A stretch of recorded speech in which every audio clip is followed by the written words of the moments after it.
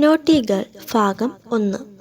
ഈ ബാംഗ്ലൂർ നഗരത്തിൽ വന്നിട്ട് വർഷം 3 ആയെങ്കിലും ഇപ്പോഴും ഒരു നാട്ടിൻ പുറത്തുകാരിയുടേതായ ലജ്ജ എന്നെ വിട്ടുമാറിയിട്ടില്ല. അതുകൊണ്ടാകും കൂടെയുള്ളവർക്കെല്ലാം ബോയ് ഫ്രണ്ടൊക്കെ ആയിട്ടും എനിക്ക് മാത്രം ഒന്നും ശരിയാകാത്തത്. ഇപ്പോഴത്തെ കാലത്ത് ഒരു ബോയ് ഫ്രണ്ട് ഇല്ലെന്ന് പറയുന്നതൊക്കെ കൂട്ടുകാർക്കിടയിൽ കുറച്ചിലുള്ള കാര്യമാണ്. എന്തു ചെയ്യാൻ, എനിക്ക് ആഗ്രഹമില്ലാഞ്ഞിട്ടല്ലല്ലോ.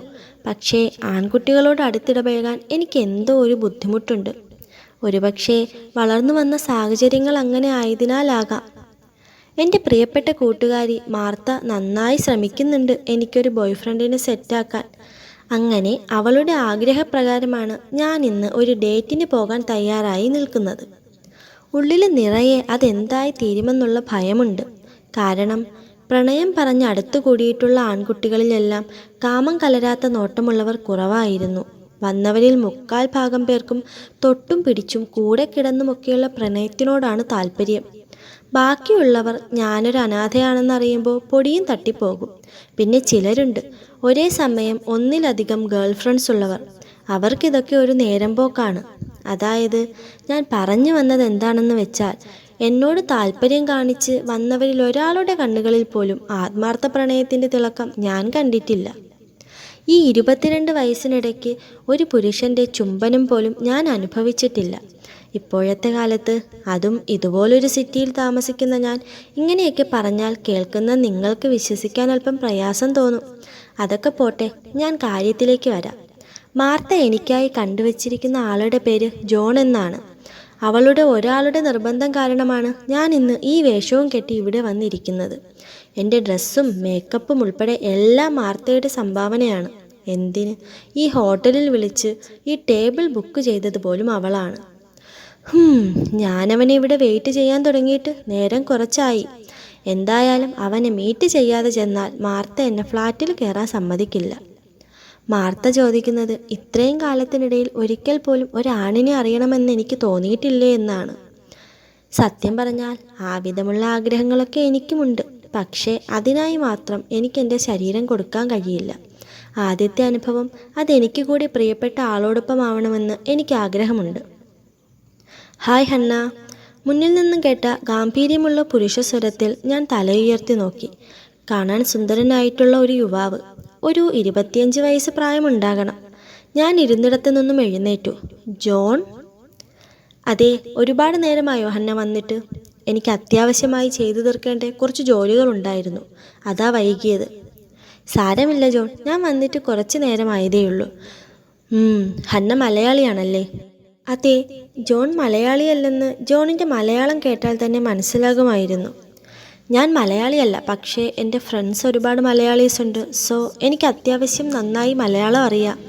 ഓ, ജോൺ പറഞ്ഞതിന് മറുപടിയായി ഞാൻ മനോഹരമായൊരു പുഞ്ചിരി സമ്മാനിച്ചു. തുടർന്ന് എന്ത് സംസാരിക്കണമെന്ന് സത്യം പറഞ്ഞാൽ എനിക്കറിയില്ല. മാർത്ത അത്യാവശ്യം ക്ലാസ്സൊക്കെ എടുത്തിട്ടാണ് എന്നെ വിട്ടത്. പക്ഷേ ആവശ്യത്തിനൊന്നും ഓർമ്മ വരുന്നുണ്ടായിരുന്നില്ല. ഹന്ന, നമുക്കൊരു കോഫി കുടിച്ചാലോ? എന്താ തൻ്റെ അഭിപ്രായം? ജോണിൻ്റെ കണ്ണുകൾ എൻ്റെ അഭിപ്രായം അറിയാനായി എൻ്റെ മുഖത്താണ്. Okay John.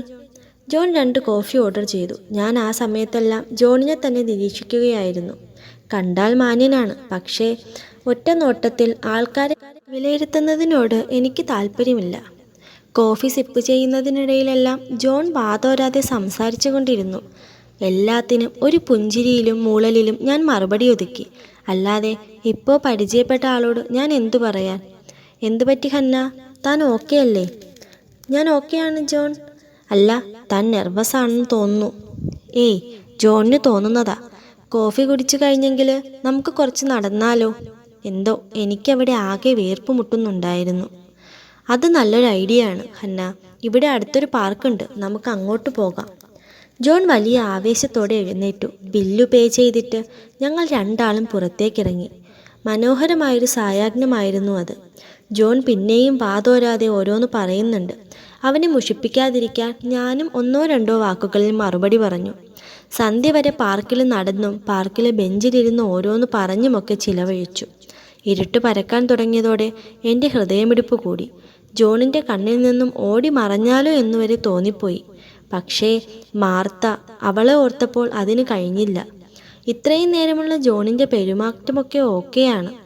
അനാവശ്യമായൊരു നോട്ടം പോലും ഇതുവരെ ഉണ്ടായിട്ടില്ല. പക്ഷേ മാർത്തയുടെ ലാസ്റ്റ് കണ്ടീഷൻ ഞാൻ എങ്ങനെ പ്രാവർത്തികമാക്കുമെന്ന് എനിക്ക് ഒരു ഐഡിയയുമില്ല. അന്ന് രാത്രി ജോണിനൊപ്പം ഞാൻ തങ്ങണമെന്നുള്ളതാണ് മാർത്തയുടെ ആ ലാസ്റ്റ് കണ്ടീഷൻ. അതിനെക്കുറിച്ചാണ് ഞാനിപ്പോൾ ആലോചിച്ചുകൊണ്ടിരിക്കുന്നത്. മാർത്തയുടെ കാൾ വന്നപ്പോൾ ഹന്ന ജോണിനടുത്തു നിന്നും എഴുന്നേറ്റ് കുറച്ച് മാറി നിന്നു. ഹന്ന, എങ്ങനെയുണ്ട് ജോൺ? നിന്റെ വേവ് ലെങ്ത് ആണോ? ഫോൺ എടുത്ത പാടെ മാർത്തയുടെ ഈ ചോദ്യമാണ് അവൾ കേട്ടത്. അങ്ങനെ ചോദിച്ചാൽ ജോൺ നന്നായി സംസാരിക്കുന്നുണ്ട് മാർത്ത. ആള് കാണാനൊക്കെ ഓക്കെയാണ്. ആളൊരു ജെന്റിൽമാനാണെന്ന് തോന്നുന്നു. എന്തായാലും ഇന്ന് രാത്രി അവനോടൊപ്പം നീ അടിച്ചു പൊളിക്ക്. ഒരുപാട് കാലമായുള്ള നിന്റെ ആഗ്രഹമല്ലേ ഒരാണിനെ അറിയണമെന്നുള്ളത്. അറിയണം മാർത്ത, പക്ഷേ അതിൽ പ്രണയം കൂടി ഉണ്ടാകണം. പ്രണയമൊക്കെ പിന്നെ നോക്കാം. ആദ്യം നീ ഇന്നത്തെ രാത്രി എൻജോയ് ചെയ്യാൻ നോക്ക് ഹന്ന. ഹന്ന ഫോണിൽ സംസാരിക്കുന്ന സമയത്തെല്ലാം ജോൺ അവളെ തന്നെ നോക്കിയിരിക്കുന്നത് അവൾ കണ്ടിരുന്നു. അവനായി ഒരു പുഞ്ചിരി തിരികെ നൽകിക്കൊണ്ട് അവൾ മാർത്തയിലേക്ക് ശ്രദ്ധ പതിപ്പിച്ചു. പക്ഷേ മാർത്ത, ഞാൻ ആകെ നെർവസാണ്. നിനക്കറിയാലോ, എൻ്റെ ഫസ്റ്റ് ടൈം ആണെന്ന്. അവന് ഞാൻ ഓക്കെ ആകുമോ? ഒരാണിനോട് അടുത്തിടപഴകുന്നത് എങ്ങനെയാണെന്നൊക്കെ നിന്നെ നന്നായി പറഞ്ഞ് മനസ്സിലാക്കിയതല്ലേ ഹന്ന. എന്നിട്ട് ഈ അവസാന നിമിഷം നീ ഒക്കെ കൊണ്ട് കളയരുത്. അവനോട് ഒപ്പത്തിനൊപ്പം അങ്ങ് നിന്നാൽ മതി, മനസ്സിലായോ? ഓ, എനിക്കാകെ പേടി തോന്നുന്നു മാർത്ത. ദേ, ജോൺ എൻ്റെ അടുത്തേക്ക് വരുന്നുണ്ട്. ഞാൻ ഫോൺ വെക്കുവാണേ. ജോൺ അടുത്തേക്ക് വരുന്നത് കണ്ട് ഹന്ന പെട്ടെന്ന് മാർത്തയുടെ കോൾ കട്ട് ചെയ്തു. ഹന്ന, രാത്രിയായി തുടങ്ങി. നമുക്ക് ഡിന്നർ കഴിച്ചിട്ട് ഹന്നയ്ക്ക് വിരോധമില്ലെങ്കിൽ എൻ്റെ ഫ്ലാറ്റിലേക്ക് പോയി വിശ്രമിക്കാം. എന്താ? ജോൺ മറുപടിക്കായി ഹന്നയെ നോക്കി. ഓക്കെ ജോൺ, അങ്ങനെ ആകട്ടെ. ഹന്ന അല്പമൊന്ന് ആലോചിച്ചതിന് ശേഷം ജോണിന് മറുപടി നൽകി. ഹന്ന ജോണിനൊപ്പമുള്ള ഡിന്നർ ശരിക്കും ആസ്വദിച്ചിരുന്നു. ഇരുവരും ഡിന്നറിനിടയിൽ ഒരുപാട് കാര്യങ്ങൾ പരസ്പരം സംസാരിച്ചു. ഹോട്ടലിൽ നിന്നും പുറത്തേക്കിറങ്ങിയ ജോൺ ഹന്നയുടെ മുഖത്തേക്ക് നോക്കി. അവൾ സമ്മതഭാവത്തിൽ അവനെ നോക്കി ചിരിച്ചു. അവൻ കൈകൊണ്ട് മുന്നിലേക്ക് വഴികാട്ടി. അവിടെ നടന്നു പോകാവുന്ന ദൂരത്തിൽ തന്നെയായിരുന്നു ജോണിൻ്റെ ഫ്ലാറ്റ്. നന്നായി തണുപ്പുള്ള രാത്രിയായിരുന്നു അന്ന്. ഹന്ന ഇട്ടിരുന്ന കോട്ട് ഒന്നുകൂടെ കയറ്റിയിട്ടു. ഹന്നയ്ക്ക് തണുക്കുന്നെന്ന് മനസ്സിലാക്കിയ ജോൺ അവളുടെ അരികിലേക്ക് ചേർന്ന് നടന്നു. അവൻ്റെ കൈവിരലുകൾ അവളുടെ കൈവിരലുകളിൽ പരസ്പരം തലോടി മാറുന്നുണ്ട്. ഒടുവിൽ ജോൺ ഹന്നയുടെ കയ്യിൽ അവൻ്റെ കൈ ചേർത്ത് പിടിച്ചു. ജോണിൻ്റെ ആ നീക്കത്തിൽ അവൾ പെട്ടെന്നൊന്ന് ഞെട്ടിയെങ്കിലും അവളത് പുറമേ ഭാവിച്ചില്ല.